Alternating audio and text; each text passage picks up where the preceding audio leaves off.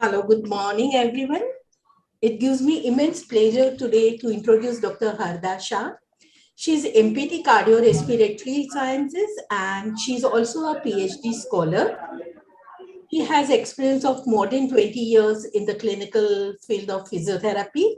She has passed her BPT in 2000 from the Government PT College, Ahmedabad, and she has done her master from SBB College of Physiotherapy, Ahmedabad in 2008. At present, Dr. Harda is working as a senior lecturer and she is also a PG guide in a transplant rehabilitation, Gujarat University, at the Institute of Kidney Disease and Research Center. She's working in transplant rehabilitation for almost 11 years.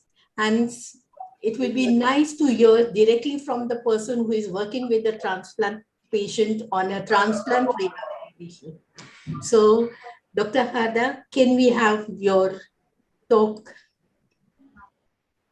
Yeah, thank you very much, Razia ma'am, for inviting me for my favorite topic, that is transplantation rehabilitation. And it will be my pleasure to provide knowledge and share my knowledge and experience regarding this beautiful topic. And everybody know that right now the transplantation is booming, and so it is a need of a physiotherapist to should be aware about the basics of transplantation and what are the opportunity and how to deal if you come across such type of patient. So thank you very much, and warm good morning and welcome to everybody. It will be I hope that my sound is audible now and clear. Yes, yes, So I'm you can share your slide. Just want to know, Dr. Hala, you will be speaking more on the organ transplant, like the kidney and which other organ where in your institute is been done? Yes, definitely. As such, ma'am, I am working in the field of mainly abdominal organ transplantation, and then having covering the aspects more of kidney transplantation and liver Okay, transplantation. that will be. The lung transplantation and heart transplantation are also booming right now, but I will be touching. I will not touch that part, but I will be focused more regarding the abdominal organ transplantation, mainly kidney transplantation and liver transplantation. So should I start? And yes, sure. I am sharing my screen. Just a moment, please. Yes.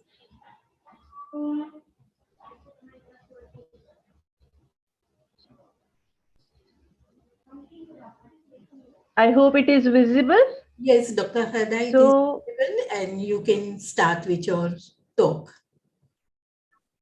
Yeah. So welcome to the today's topic, that is the scope and practice of transplantation rehabilitation. And we will look after what is a physiotherapist perspective regarding the abdominal organ transplantation. So India is a very fast and growing and developing country. And I congratulate one and all and everybody that now India is considered the world number 2 in transplantation after USA and Spain. But unfortunately, most of the organs that are being procured, that has been collected, are not a live donor, but they are mostly living donors rather than they are deceased, I mean, or brain dead persons who can donate the organs. So mostly where the organ donation campaigns are very active, that is the western part of our India. This is the western part of our India, and the maximum number of organs that are being transplanted are: number 1 is kidney, then following the liver, heart, lung, and other transplant. They are only a very minimal occupies the how many organs can be transplanted. Okay. So nowadays, organ donation and transplantation are making headlines like such and such. This person's accidental death of that person, and then the family have took the decision to donate the organ, and because of that, the precious lives or either 3, 5, or 8 persons has been evolved, and then they can live a very happy and healthy life.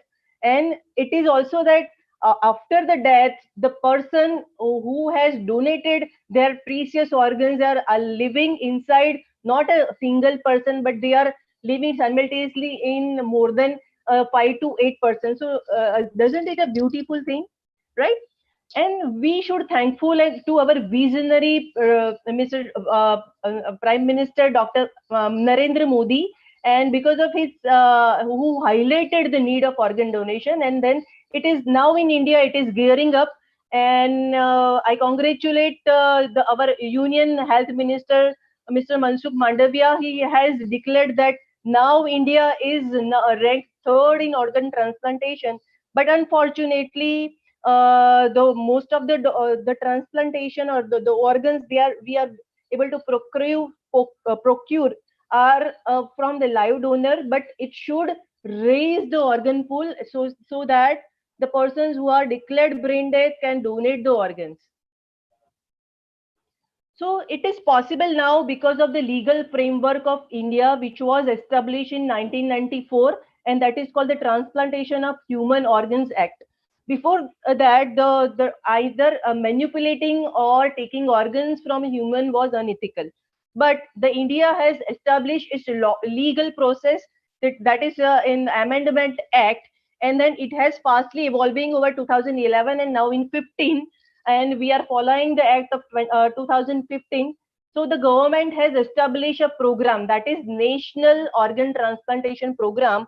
In that heading, the India has established an organization that is called National Organ and Tissue Transplantation Organization in New Delhi under this NOTP program.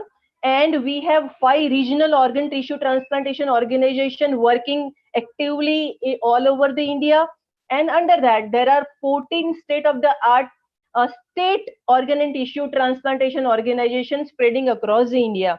And the main motto of this organization and the legal framework is to provide a system of removal, storage, and transplantation of human organs for the therapeutic purpose and for the prevention of commercial dealing of human organs.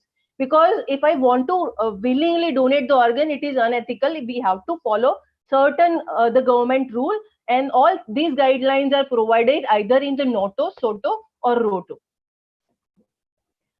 So I will like to highlight my native institute, that is the Srimati G.R. Doshi and K.N. Mehta Institute of Kidney Disease and Research Center, and H.L. Trivedi Institute of Transplantation Science, which has been established in last 15 years because of the visionary of our late Padma Shri Dr. H.L. Trivedi sir, who was actively practicing nephrologist in the Canada, and it is not too much to say that he was the highest taxpayer, but because of the call from the nation, the poor people of the nation, he had a vision that I want to establish a state-of-the-art transplant institute in my native country, and because of that, we are hatching the fruit like it is the institute where nearly approximately 300 kidney transplantation has been performed,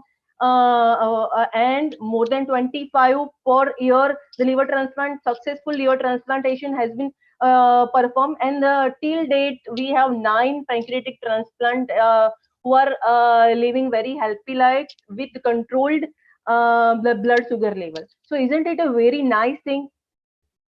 And I'm very happy to share the overall knowledge and about the transplantation and our new area of interest, that is post-transplant rehabilitation. So in the today's lecture, we will be seeing what is the global burden of chronic diseases, the physiological derangement in organ dysfunction, and something about the organ transplantation procedure, then how to classify the organ transplantation. We will come to see that which are the phases of transplantation rehabilitation and what challenges we may face when dealing with the transplantation rehabilitation. So can you able to see the images, like there are 5 enemies of our day-to-day life, and it is also called the lifestyle disease. That is starting from S like stress, S for smoking, S for sedentary lifestyle, S for salty and starchy food or junk food, excessive salt or sugar. These are the welcoming enemies which incorporate and which leads to a high blood pressure, uncontrolled lipid profile and high cholesterol and high blood sugar. What all these factors leading to ultimately, it disturbs the fine tuning of inter-organ crosstalk. So our beautiful organ physiology is interlinked. So because of all these enemies, what happens when a slight functioning and balance of the any particular organ is being hampered, it affects not only that organ, but it also affects the other system as well. And this system, the fine tuning and synchronization between the systems are very valuable to carry out any life activities.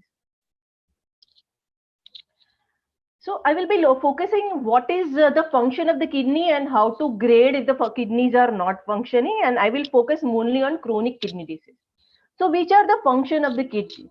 So kidney are very beautiful organs placed retroperitoneally in the abdominal cavity, and they are bean-shaped organs. What are the main function of the kidney is filtration of the blood and formation of the urine. Other than that function, it has also valuable part in maintaining the bone mineral density, and it also is responsible for the precursor of RBC, that is erythropoietin. It maintains pH by balancing the various electrolyte function, and then it is also helpful in the regulation of blood pressure through renin-angiotensin mechanism. So what happens because of all these factors that I have told that the diabetes and the hypertension are the most leading cause of chronic kidney disease other than other genetical predisposition or a stone disease or various infective etiology. So these are the modifiable risk factors that if modified at a particular stage, we can reverse the injury to our precious organs. And according to the global scenario, 8 to 17% of the population are entering into the various stages of chronic kidney disease.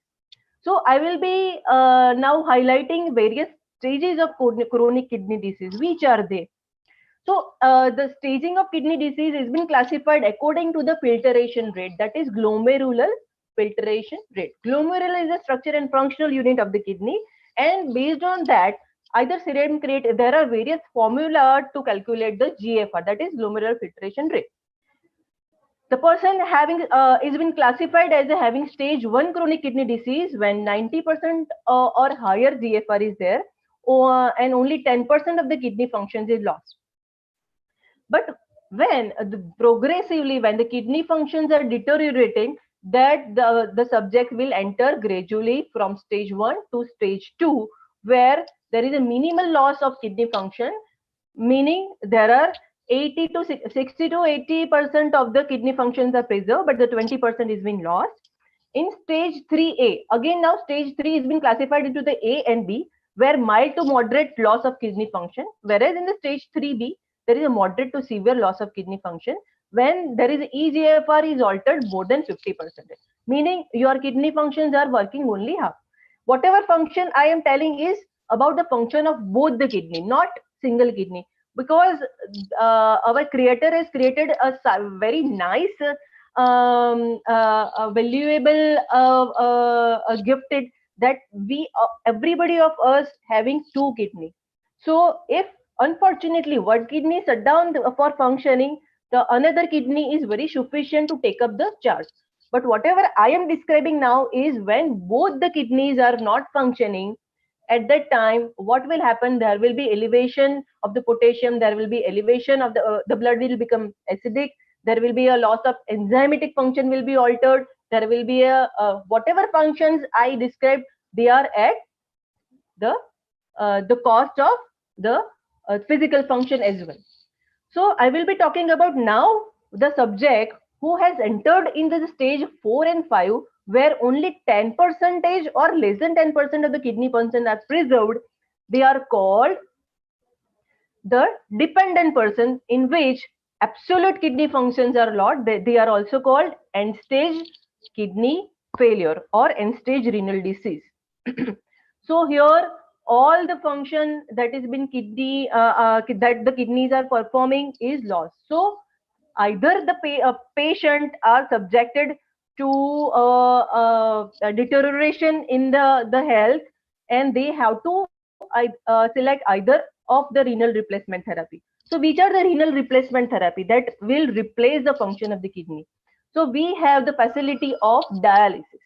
So what is dialysis? Dialysis is a mechanical process of removing the unwanted uremic toxins from the body using a dialyzer machine. Or sometimes in the early stages, the peritoneal dialysis is also performed. But they are at the cost of money, at the cost of time, and the quality of life.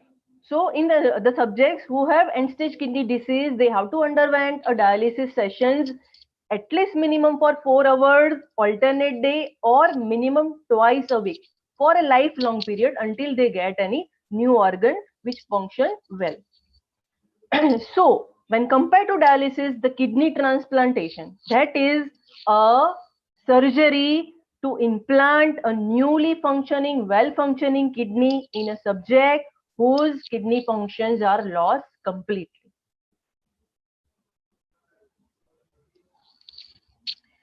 So now let me describe about the liver functions. Okay, so liver is a very beautiful organ, and it has mainly classified into 3 main functions. That is biotransformation, second is a storage, and third is a synthesis.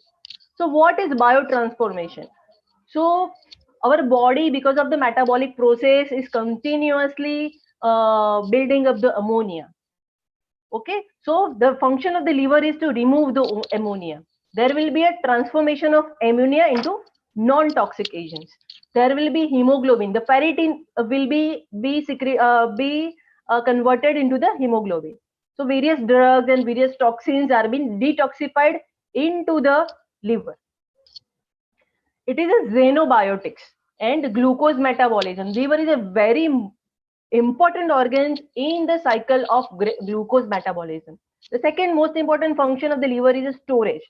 It is a main storage house of vitamins, glycogen, and lipid, and it will try to do economic functions like whenever the body needs the glucose, it will release it. When there is a no need, it will store it. Same for the lipid. And the third function of the liver is the synthesis of albumin, that is very essential and building block proteins, growth factors, and the synthesis of the urea and a conversion of the urea into the non-toxic materials. So how important the liver is, isn't it? But the global scenario of the liver disease is not less. So in a 4 to 9%, it looks very small, but when we see for the per million capita of a population, it is a devastating disease. Liver disease can be classified into the various stages again. Okay, the reason for liver failure are mainly first in the alcohol consumption. Second most common is hepatitis, a viral infection and bacterial infection. And third is some inherited or autosomal diseases. The consumption of unhealthy food or very starchy and lipid food also lead to fatty liver disease, and which can progress to devastating end stage liver disease. So coming to the classification of liver disorders. Excuse me, sorry. The healthy liver, if is a minimal dysfunction when there is a less than 5% of the of the liver healthy cells are being replaced with the fatty liver cells. Then comes the stage of hepatic steatosis, that is the fat deposition causes liver enlargement and compression over the various lobules of the liver. Like lungs, the liver has been divided into various segments, and mainly liver has 2 segments, that is right and left. I forgot to mention, that's why I'm mentioning in between. And then after liver hepatic steatosis, up to that stage, liver disease can be reversible.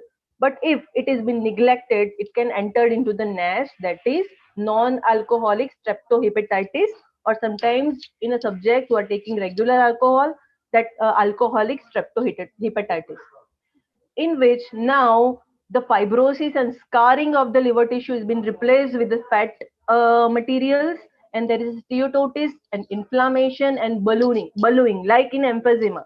There is enlargement of the cells, but the functionality is lost. And then comes the liver fibrosis, where there is scarring, ballooning, and absolutely more than 70% of the liver functions are lost. And ultimately, when more than 90% of the liver functions are lost, that is called cirrhosis or end stage liver disease. About 1/3 of that population that I have described for the kidney and liver disease are entering into the end stage of organ dysfunction. And this is the scenario, a global scenario of Indian scenario, published in back 2015, and you can think about now it is 2021. So there is a doublet or triplet increase in the requirement for the management for the such organ dysfunction patients. Every 10 minutes, the someone is added to the national transplant waiting list, and 21 people die each day awaiting transplantation. So, how severity and the grave the situation is, and that's why the visionary to donate the organs is really a need of the hour.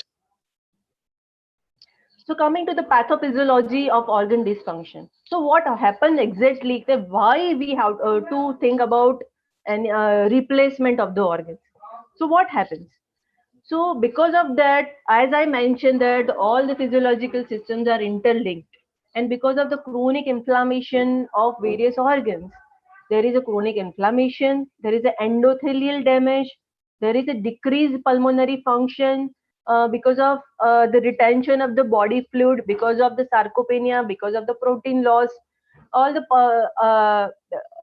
pulmonary functions, either internal or musculoskeletal pulmonary functions, are altered.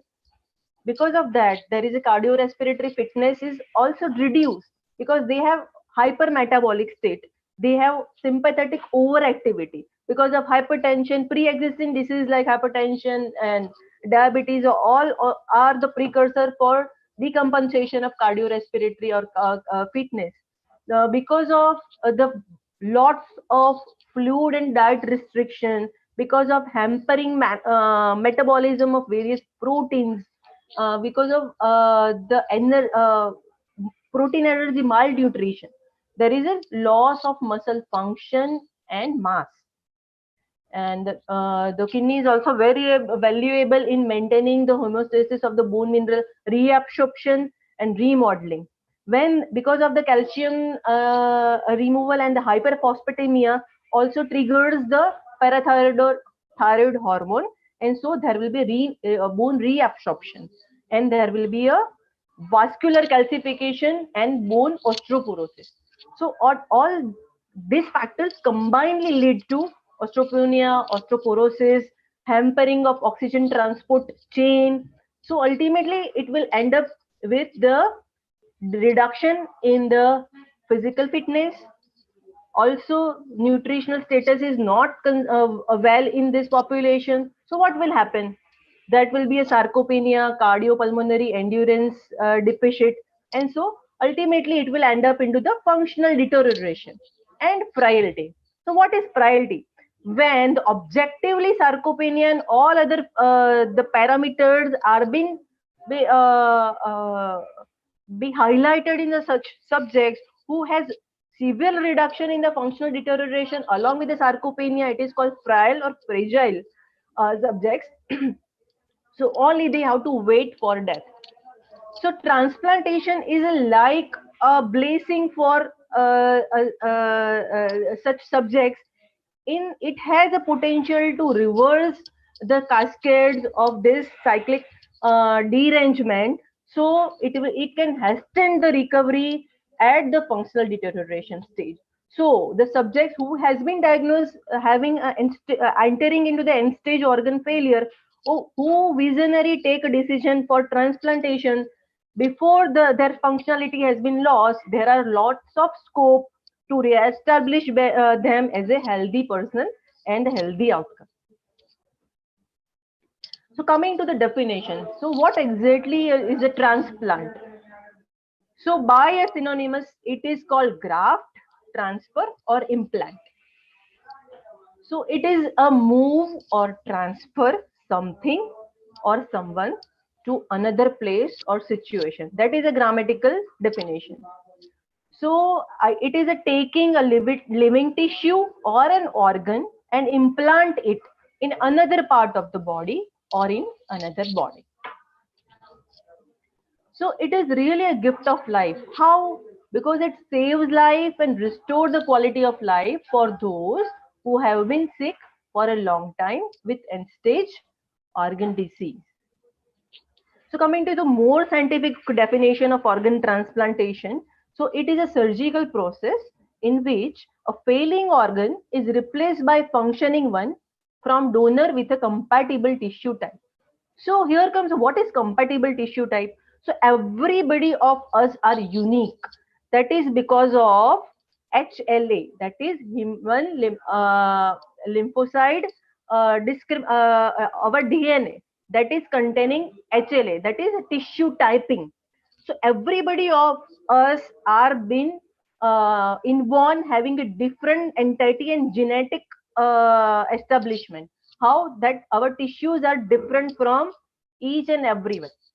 So whenever we have a facility of procuring organ. But if we implant in a subject who are not having compatible tissue type, the chances of rejecting that organ is very high because of our own on innate immunity.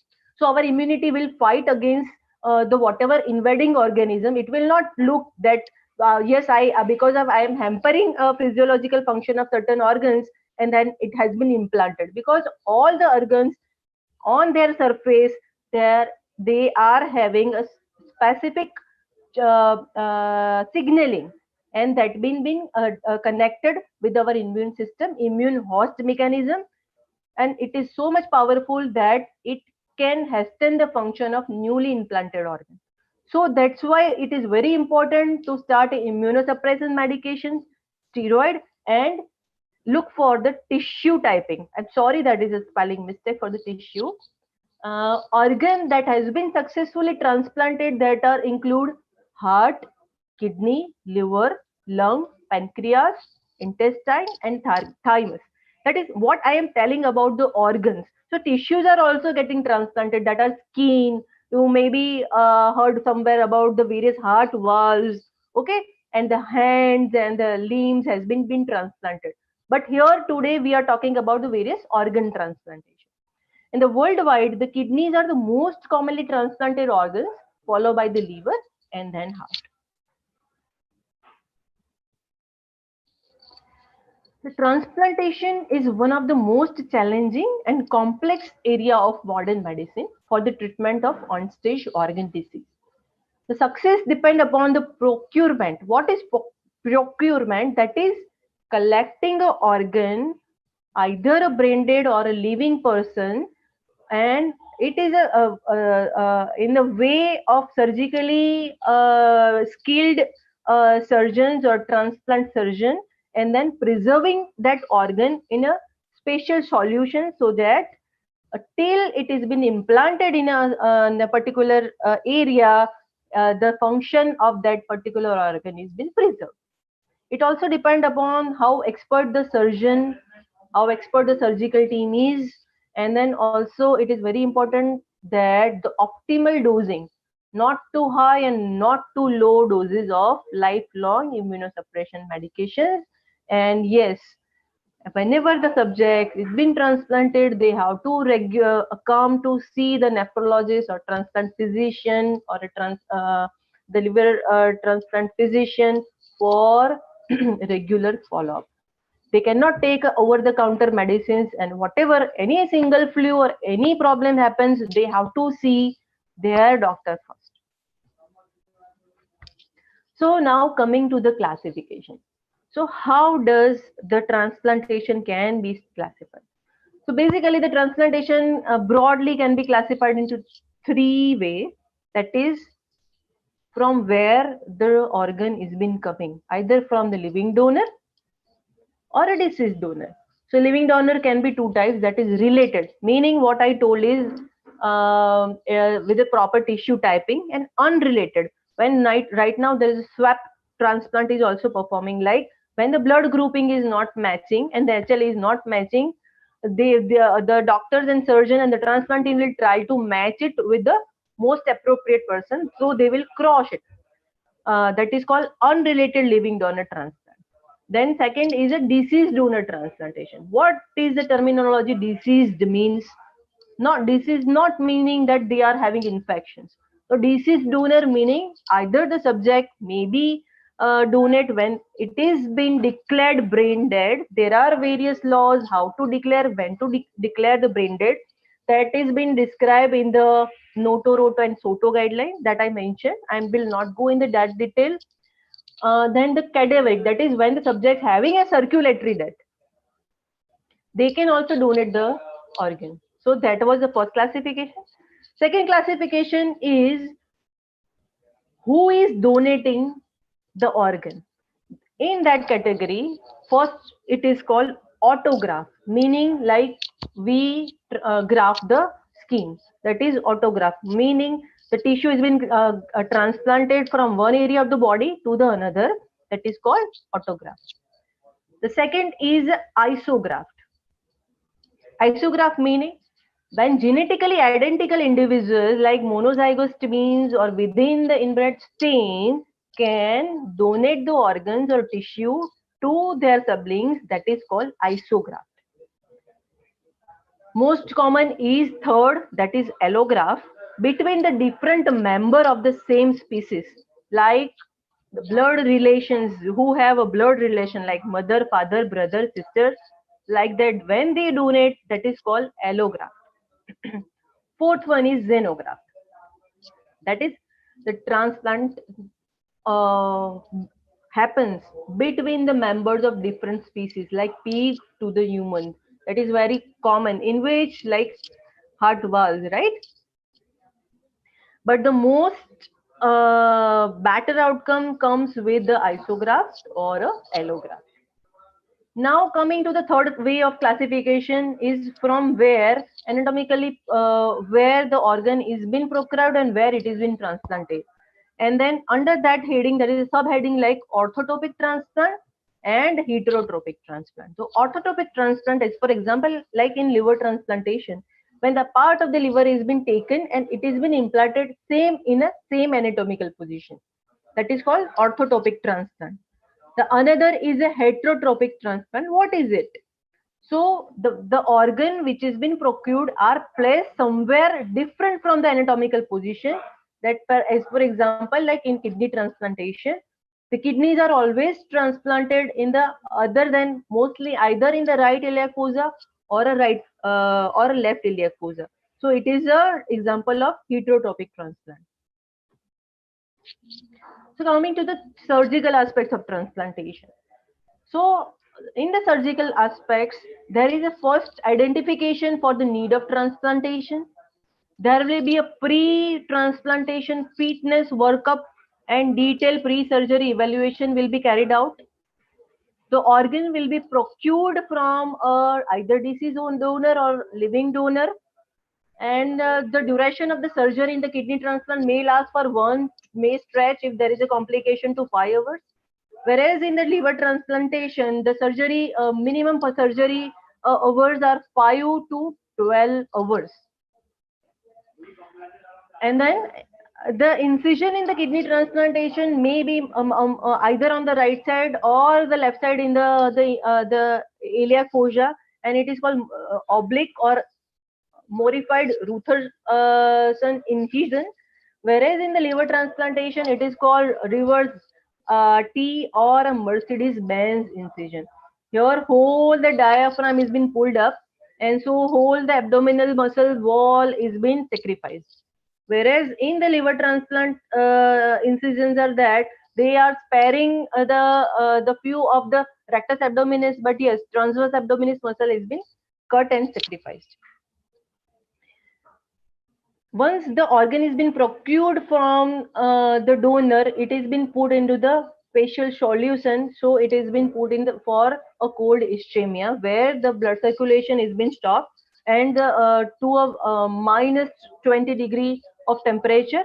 And then once on the other side, simultaneously the another surgery is been in the another OT is been carried out for the spacing, and then to create the area where the organs should be put. And then it is called the implantation process, where there is a there will be a suturing between anastomosis between the arteries and veins of the particular organs will be created. Like as for example, in the kidney, the ureter will be implanted and in the into the, and it will be connected to the bladder. Once the circulation is been established, the reperfusion will happen. But before that, during that period, there will be a warm ischemia, meaning the organ will be warmed, but it is not receiving blood supply. And then after, once the anastomosis has been be preserved, the organ will start getting blood supply, and it will be reperfused. That is called reperfused. And sometimes immediately the surgeons will look for the formation of the urine and the changing in the color of the organs. So there is an interplay on there. If the cold ischemia time is too long, if the warm ischemia time is too long, it has been considered the depending upon that, the quality of organ and the outcome has been considered. Okay, so it has been simple that if the organ is preserved for a longer period of time without blood, the functionality may sometimes 20 to 40% of the functionality of that particular organ is been lost. So it will take time to regain. So it is very important to fasten the process of procurement, to delivery the and the transportation, either creating a green corridor to so that the organ reach to the need at proper mean time, and it can be implanted in the subject. There are various objective criteria also there. As I earlier mentioned, that the blood typing, like grouping of the blood, either A, B, ABO, or tissue typing, that is HLA typing. And then there are sometimes what happens when size of the organ. The size of the organ should not be appropriate to the surface area or the requirement of the needy person. Like it should not be too small or it should not be too large. What is the medical urgency of the patient? And then the subjects who as per the guideline and as per their listing in the transplant registry, who are on the first basis of the need for the transplantation. And as I mentioned, that what is the distance between the donor and recipient. So transplantation is a complex process. So once the surgical skill has been established and the transplant has been done and all the suturing has been performed, but what is most important is to preserve the function of the organs. How to preserve the functions of the organs? So that is why either they are been given immunosuppressants before transplant, during transplant, and then definitely they have to take immunosuppressants for a lifelong period. But it has been classified into the induction agents. They are used in initial stages during transplant and after transplant. Mainly they are given for 3 months. Then maintenance doses of the immunosuppressants that are in optimal doses, not too high and not too low, that preserve the functions but do not on the same times do not lead to any side effects. That is called maintenance doses, and usually they are being adjusted after 6 to 12 months of transplantation. And some are rescue agents, meaning sometimes the organ which has been transplanted, they shut functioning, or the graft becomes in a failure. At that time they have to intensely give the immunosuppressants, or they have to add certain antibiotics, anti-infective agents, and certain helping agents. Like if the subject having hypertension and diabetes, they have to add, that is called rescue agents. Mainly all the solid organ transplant subjects are triple immunosuppression. So they are not taking only single medicines to suppress the host organ mechanism. They have to take minimum 3 immunosuppressants, which all have different pathway of mechanism to shut down the to prevent the shutdown of functioning of implanted organ, and which play a very essential role in maximizing the graft protection and survival so that the new organ works properly. But on the other side, considering all these patients are receiving immunosuppressants, they are highly immunocompromised, having a highly immunocompromised status, and they're on the therapeutic effects, but unfortunately, they are also having lot and lot of side effects. So which are they? The side effects are not a single bit, but there are series of side effects. Like they have a opportunistic infections because of the chronic cumulative doses of steroids and other immunosuppressants lead to various proximal myopathies and various infective myopathies. They have altered bone mineral disorders leading to osteoporosis or stress fracture, and sometimes because of fatty infiltration, aseptic necrosis of the femur, neck of the femur may happen. There is skin thickening, hyperglycemia, decreased insulin sensitivity, abdominal obesity, fluid retention. There is alteration in HP axis, and there are certain neuropsychological disorders, hypertension, cataract, glaucoma, and so on. So we have to be watchful, and what we can do here comes our role, that how we can either sustain or hasten the development of various metabolic diseases or metabolic syndromes, and what so that the optimal functionality can be preserved along with the optimal graft function. And I will not forget to tell that it is a teamwork, so not a single person can handle the transplant. So it is there is a very valuable and inevitable role of team, that is transplant team, that include transplant physician, transplant surgeon, transplant coordinator, physiotherapist, dietitian, nurse, okay, and counselor. All they can combinedly lead to a better healthy outcome and quality of life in a subject with a transplant, and the focus is to prevention, detection, treatment, and rehabilitation of a subject before transplant and after transplantation. So now coming to the area of interest is transplantation rehabilitation, and there is lots of scope to bridge the gap for this special population. Universally as such, there are no guidelines for a renal rehabilitation or transplantation rehabilitation or a liver rehabilitation, but depending upon the various literatures and the clinical practice and scenario, we have divided into the 5 phases. That is pre-rehabilitation, that is rehabilitation before transplant, then comes the transplantation process itself, and then the acute care, where the subject may be in the ICU or in a recovery or post-operative ward. That and the acute care phase may last from start from 0 day on the day of surgery to 1 week, or may extend with the patient have some complications. Then comes the early post-transplant care, that is usually after the once the patient has been shifted from ICU to the ward, where they are been in the close contact with the rehabilitation team and the nursing and counselor.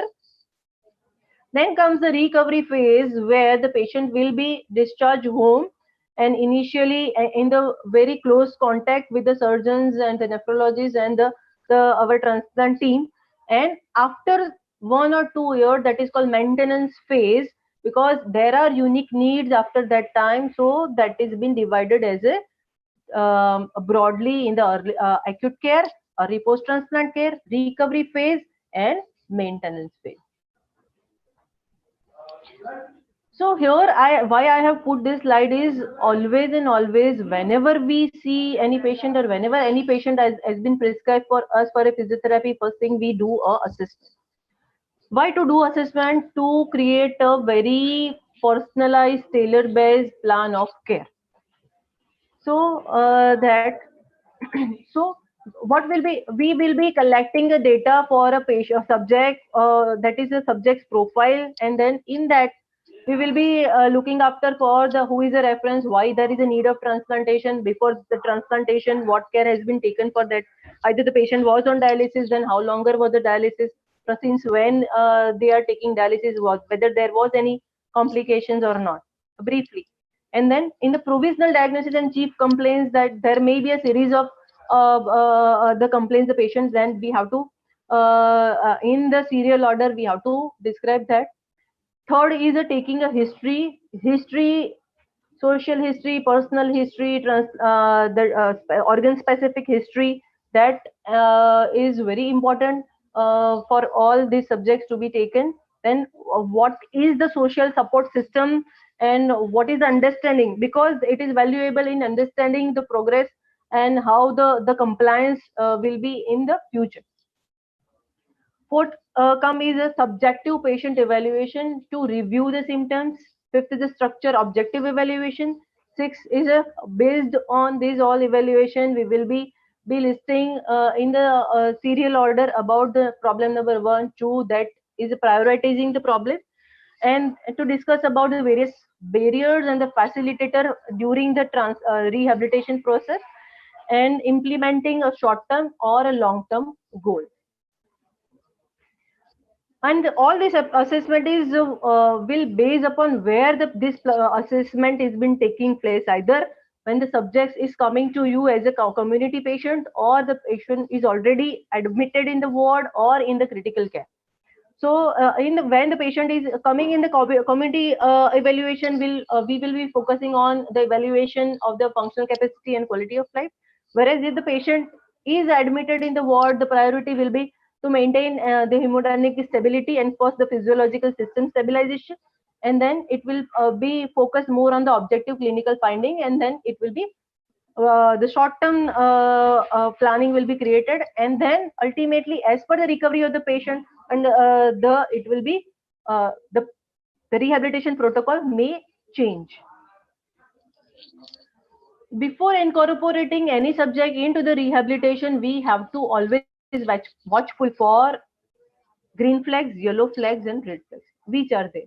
So green flag means whether the patient, what risk factor is there to mobilize the patient, to deal with the patient, is very important before doing any manipulation in the rehabilitation to the patient. So what is the pre-exercise safety screening? So we have to always look for the disease related safety. Second is a cardiopulmonary safety, and third is the impact of other comorbidity on outcome and rehabilitation. So how will we do it? So we have to rely on certain medical reports and medical clearance and recommendation from the transplant physicians and surgeons. We have to see for the recent changes in ECG, or the echo or stress echo, or dobutamine stress echo. Sometimes pulmonary functions may be altered, and we have to rehabilitate certain subjects for that. So it is also very valuable document. And we have to seek for the various history where the subject is on dialysis, whether the patients during dialysis had a history of sorry, hypoglycemic attack or hypotensive attacks, they are at higher risk, because as I mentioned that they have a fluid overload, so they may be having hyperdynamic circulation, there may be having pulmonary edema or pulmonary hypertension. Sometimes in a cirrhosis patient, mostly they are having portal hypotension and secondary pulmonary hypertension. So they will be having pulmonary edema features, they may be having congestive cardiac failure like findings. Sometimes in the liver disease, because of the copper metabolism in the liver, parallelly it is been deposited into the brain, leading to Wilson's disease. So it is a extrapyramidal type of symptoms like rigidity and sometimes abnormal involuntary movements are seen. So other than the cardiopulmonary receptive, we have to thoroughly evaluate the neurological system as well. Sorry. Second is a hepatopulmonary syndrome. Hepatopulmonary syndrome, because of the enzymatic dysfunction of the liver, sometimes there is a permanent dilatation of the micropulmonary vasculature, leading to orthodyspnea, platypnea, and nocturnal coughing episodes. They have clubbing-like features. So I will not go in the detail of the pathophysiology of that. Just I am putting the certain terminology like hemolytic uremic syndrome, in which there will be a uremic uremic manifestation and acidic pH, and then there will be a hemolytic, meaning there will be a hemorrhagic tendency in certain people. There may be uremic or hepatic encephalopathy leading to memory loss, and sometimes there will be a cognition and neurological impairment. So all these factors to be considered other than the detail, the evaluation. Other than that, we have to look for, because all these subjects may be having osteoporosis and or osteopenia, there are high risk of avulsion fractures. There is high risk of tendon injury or muscle rupture.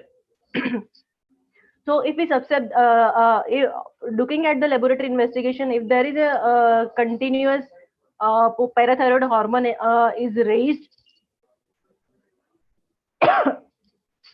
serum calcium level is altered, serum phosphorus level is altered, we have to seek for the bone mineral density evaluation.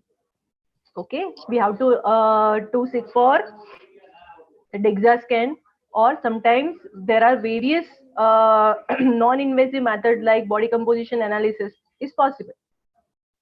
So all this detail we have to take.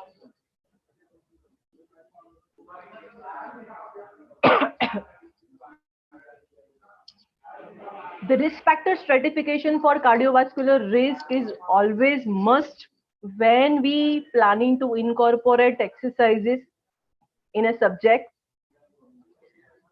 with the organ dysfunction.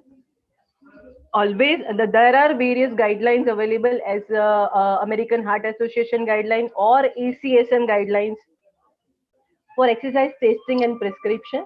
And as per that guideline, there is more risk when we incorporate these subjects with a high intensity exercises. But when we incorporate them in a submaximal or low intensity exercises, there are less risk. So we have to, as I earlier mentioned, that if the subject, we have to take a particular history when there are no symptoms with ADL or dialysis, going for submaximal exercise is okay. But simultaneously, if your patient is having diabetes, your patient is having hypertension, your patient is having obesity, or any history of earlier episode of cardiovascular disease or pulmonary disease, we have to modify the exercise program as per their need. So it is very valuable to monitoring before and during for the response, cardiovascular and other system response to increasing level of activity. Then always it is a balance, and we need to see what is the risk and how much is the benefit. Always evaluate the risk benefit ratio. But till that, many literature has not mentioned any untoward effect or any harmful effect or unfortunate deaths during exercises or because of exercises has been described. So vast majority of the patients exposed to the greater risk by not exercising rather. So it is always a low to moderate in intensity of exercises are always beneficial to the all the broad spectrum of such type of patients.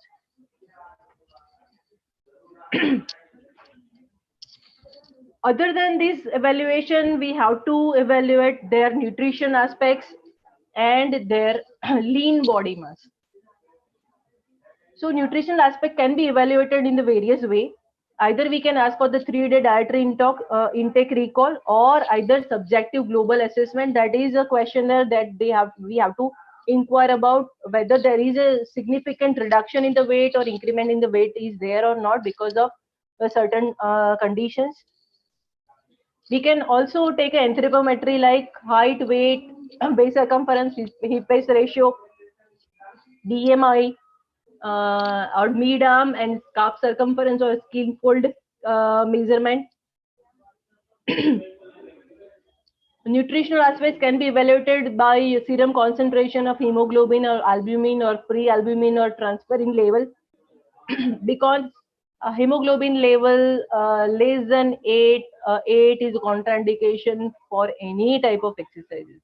And also hemoglobin level more than 13 or 14 is also not good for that, because of the chances of what?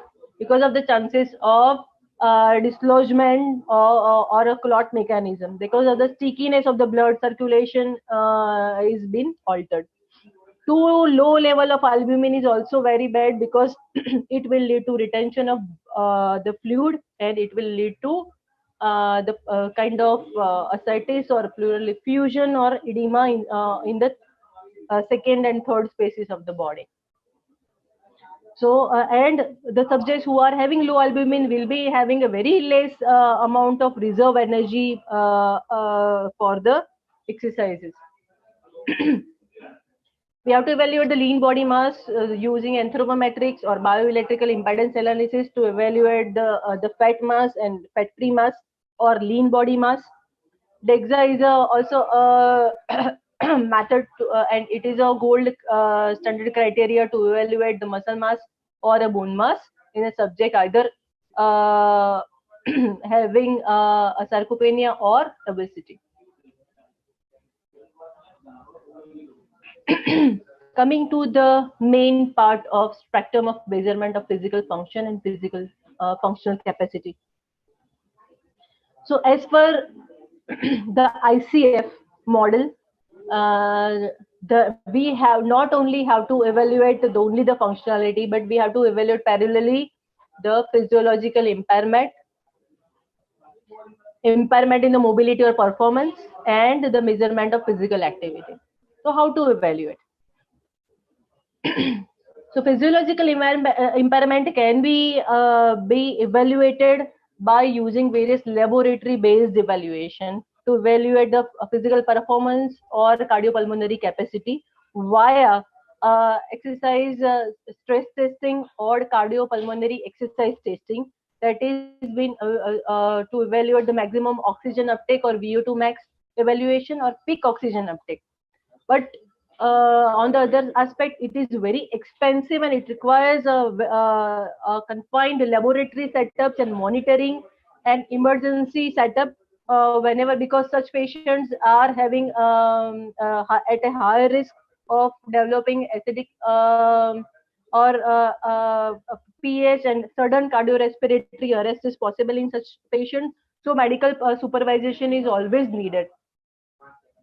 Strength muscle function can be evaluated in the laboratory either through the 1RM testing, Delorme or Watkinson measurement, or to evaluate the Wingate anaerobic analysis, or by the basis of various methods like handheld dynamometry is also very valuable. But I will like to mention that in this patient, the tendency to develop blood pressure, shooting up within blood pressure is too high, and that's why certain very peak resisted exercises should be avoided and monitoring is required. On as compared to this peak level or max level of exercise testing, certain field tests are also valid, like 6-minute walk test or various duration of walk tests like 4-minute walk test or 12-minute walk tests are valid both in the end-stage liver disease patient and kidney disease patient, as well as after transplantation. Intermittent subtle walk test and gait speed analysis like 10-meter gait speed analysis, 4-meter gait speed analysis, stair climbing power test, Howard step test, time up and go and walk, stair climb, or NSRI walk. That is Northern Stafford Royal Interferometry Walk Test. All are valid in this type of population. To evaluate their activity, various type of instrumental and daily activity living, there are various self-reported tests are also valid in this population. That is cards activity of daily living test, Lawton's instrumental activity of daily living test, and the health aspect or physical aspect or physical functional aspect of the SF-36 are also valid. On how to evaluate the physical activity, that is self-reported, like subjective measure of various questionnaires can be used, like international physical activity questionnaire or global physical activity questionnaire, that how much physical activity they are performing as a part of their daily routine or in the leisure time or during work period. Another is a accelerometry. That is the gold standard criteria to evaluate how much physical activity they are performing. And then third thing, that is the fourth thing that I forgot to mention, is to take up to evaluate their balance, and the quality of life is equally important, because what happens, like in a patient with who had a history of dialysis or who had on a long duration with organ disease, there may be a chances of balance disorder in this population, especially in the cirrhotic patients. The balance has been altered. So we can evaluate the balance either by using this short physical performance battery evaluation of tandem balance test, or Berg balance test, or mini best or best, that is balance acquisition assessment tool can be used. Another thing is using how to evaluate whether the subject is having osteoporosis or stress fracture or risk of fall. So the FRAX is an also very important tool to evaluate the persons who are at risk of fracture or a fall. The FRAX is developed by the WHO, in which the specific country-wise normative data are available, and either with the DEXA or without DEXA we can calculate their fracture risk. Thank you, Dr. Hardasha, for today's talk. Today we had talk on the assessment. How will you assess the patient who are undergoing the transplantation? And next episode, we will continue with Dr. Hardasha on the management of the patient who have undergone transplantation and how do you rehabilitate. So I thank my Physio TV team